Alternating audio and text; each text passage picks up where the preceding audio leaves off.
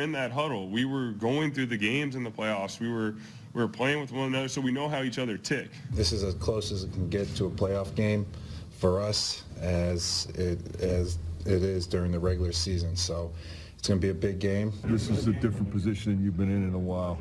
This is just got to win this football game. I don't care about anything but winning this football game because nothing matters if you don't. All right, a lot of those teams are tense going into Week 17. Pete Carroll and the Seahawks, they clinched their playoff berth Sunday night with their win over the Chiefs. Now, Seattle will be either the 5 seed or the 6 seed in the NFC. A win over the Cardinals on Sunday guarantees the 5 seed and a trip to Dallas on Wild Card Weekend. For more on this one, we turn to MJ Acosta live with the Seahawks right now. What's Seattle focusing on heading into this game Sunday? The focus is simple. It's not letting up. Head coach Pete Carroll says now is not the time to let their foot off the gas. During Wednesday's press conference, coach said, simply put, this is when we need to push. He says anytime you take the risk of backing off, you might not be able to get back on. It's all about consistency. So coach says don't expect them to give away reps or any plays just because it's late in the year. So now with playoffs just around the corner, Russell Wilson broke down exactly what their philosophy, that take care of the rock mentality, really means at this point in the season. Doing a really good job of protecting the football and also making a lot of plays while doing touchdown catches all over the field. The guys are running the ball really well as well. And you know, I think, you know, to play winning football, you gotta be able to execute with a football. You know, it's all about the ball, as coach says. Every day it matters. You know, we focus on that every day. Chris Carson dominating the run game, but 2 big passing targets for Wilson have been Tyler Lockett and Doug Baldwin. Baldwin has been battling injuries all season long and was listed in Wednesday's injury report with a shoulder. He did not participate.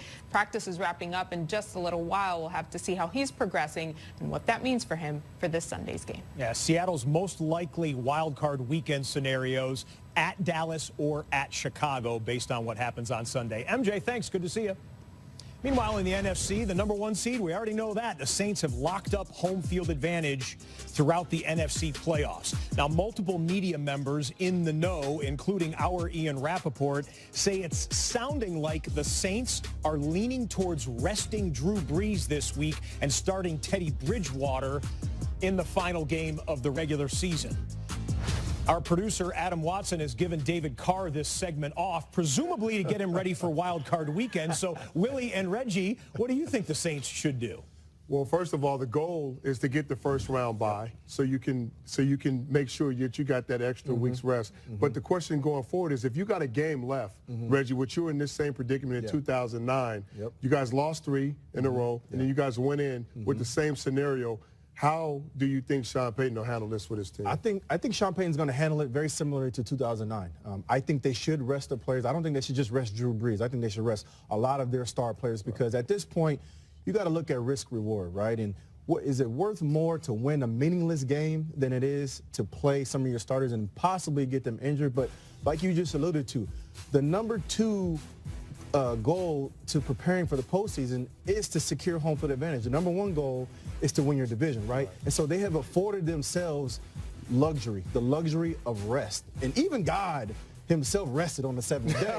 So what are we talking about right now? You know what I mean? So they should rest their guys. And when you look at the game that they played against the Carolina Panthers 2 weeks ago, right? They got a lot of pressure on Drew Brees. They got to him. They got sacks on him. They hit him. They made it ugly for him. After the game, he's doing press conference. He's got cuts all over his face.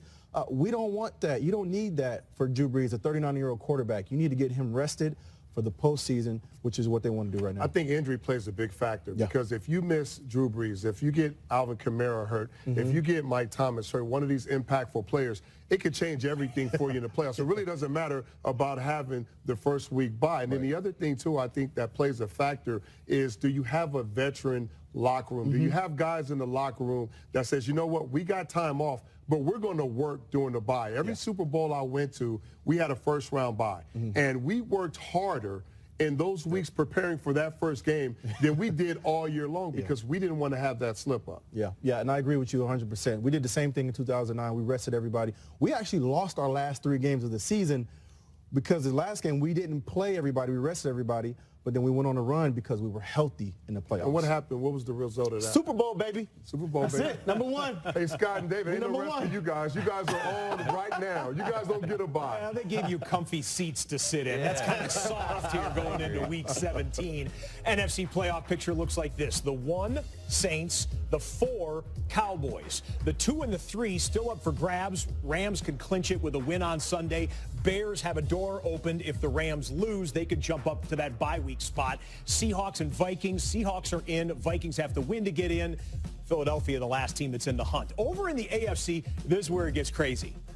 Kansas City is the 1. Kansas City could end up the 1, the 2, the 3, or the 5. New England could end up the 1, the 2, the 3, or the 4. Houston could end up the 1, the 2, the 3, or the 6. Baltimore, Indianapolis, and Tennessee all still have win and clinch scenarios. I'm not going to quiz you on that. Watch the red zone.